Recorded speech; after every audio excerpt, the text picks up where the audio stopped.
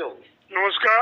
আজকে আমি যেটা জানতে পারলাম সুপ্রিম কোর্টের ওয়েবসাইট থেকে যে আগামীকাল অর্থাৎ 5ই ফেব্রুয়ারি 2026 সুপ্রিম কোর্টের কজ লিস্টে দেখা যাচ্ছে ডিএ মামলাটি। তা কালকে এই যে কজ লিস্টে এসছে এর অর্থ কি? কালকে কি ডিএ মামলার রায় প্রকাশিত হচ্ছে? একদম। আচ্ছা। জাস্টিস সঞ্জয় কারোল এবং জাস্টিস প্রশান্ত মিশ্র সুপ্রিম কোর্টের দুই মাননীয় বিচারপতি তারাই তো আমাদের মামলাটা শুনেছেন। 8ই সেপ্টেম্বর সমস্ত শুনানি শেষ হয়ে জাজমেন্ট রিজার্ভ রেখে দিয়েছেন। আচ্ছা।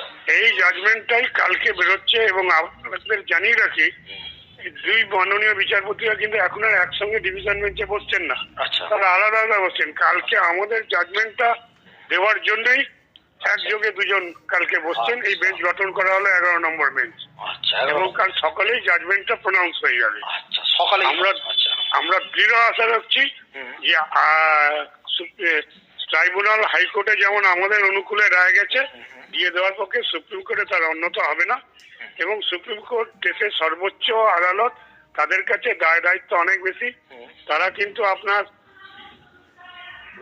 এই যে 10 বছরের হাইকোর্ট ট্রাইব্যুনালের রায়গুলো তারা দেখেছেন। সারা ভারতবর্ষে ডিএ দেওয়ার যে আজকে আর কোন রকম আলাদা করে বলার অপেক্ষা রাখে না, সেইটা তারা বিচার মাথায় রাখবেন।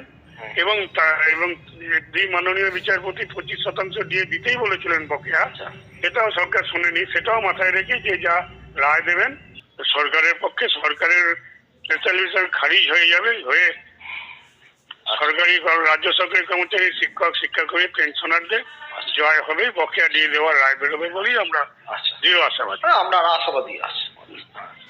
আচ্ছা, অসংখ্য ধন্যবাদ। ধন্যবাদ।